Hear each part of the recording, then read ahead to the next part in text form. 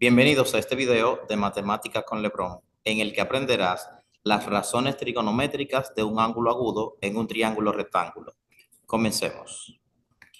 Las razones trigonométricas de un ángulo agudo son aquellos números que resultan de dividir dos lados de un triángulo rectángulo.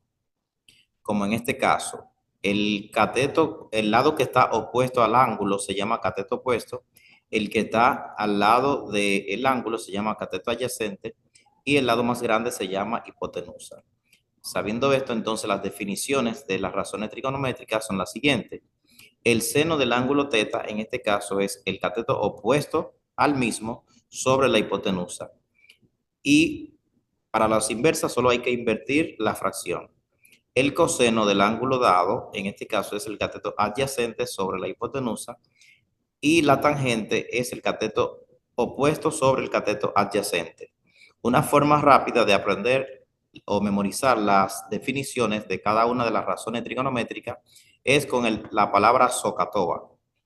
¿Qué significa? Es una regla mnemotécnica que nos ayuda a memorizarla. Por ejemplo, la S es el seno y significa cateto opuesto sobre la hipotenusa. La C es coseno, que es el cateto adyacente sobre hipotenusa. Y la T es tangente, que es cateto opuesto sobre cateto adyacente. Ejemplo, una escalera con una longitud de 13 metros está apoyada sobre un muro de 12 metros de altura, tal como se muestra en la figura, esta que ustedes ven acá. ¿Cuáles son las razones trigonométricas para el ángulo teta?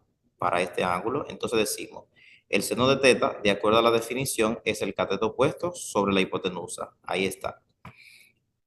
Y su inversa sería 13 sobre 12, ya que solo hay que invertir la fracción. El coseno es cateto adyacente sobre hipotenusa, o sea, 5 sobre 13. Y su inversa, que es la secante, entonces 13 sobre 5.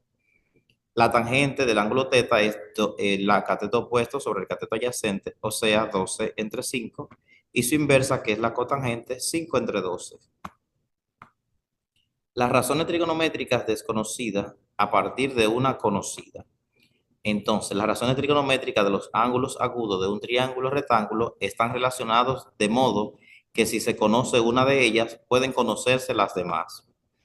De esta manera, si el seno del ángulo A es igual a 2 tercios, determinar los valores de las demás razones trigonométricas del ángulo A.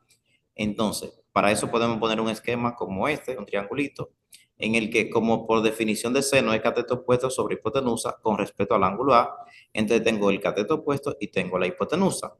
Entonces nos apoyamos en el teorema de Pitágoras para hallar el cateto faltante, que sería b cuadrado, que sería este lado, es igual a la hipotenusa al cuadrado menos el cateto que nos dan al cuadrado. Y así eliminamos la potencia aplicando radicación y obtenemos el valor de este lado, que sería en este caso raíz de 5. Luego que ya tenemos los valores de cada lado del triángulo, procedemos a buscar las demás funciones trigonométricas o las demás razones trigonométricas. Ya el seno de A lo tenemos, que dijimos que es 2 tercios. Podemos buscar entonces el coseno de A, que es cateto adyacente, raíz de 5, sobre hipotenusa 3. Y la tangente es el cateto opuesto 2 sobre el cateto adyacente. Y una vez hecho esto, racionalizamos para eliminar la raíz del denominador. Y entonces, si quisiéramos buscar el valor del ángulo A, solo tomamos una de las funciones trigonométricas y despejamos el ángulo. ¿Cómo se despeja? Movemos la función para el lado contrario, para el otro lado del signo de igualdad, cambiando así a la operación inversa, que es seno inverso de 2 tercios. En este caso, A es igual a seno inverso, al moverlo para acá, de 2 tercios. Digitamos esto en la calculadora y nos va a dar el ángulo aproximado, que en este caso es 41.8 grados. Así de sencillo. Para nosotros buscar, por ejemplo, la función inversa, le damos la segunda función o shift y le damos la función que queremos, por ejemplo, shift seno, y ahí podemos conseguir entonces, al darle el signo de igual, el ángulo buscado. Así de sencillo. Muchas gracias y hasta la próxima.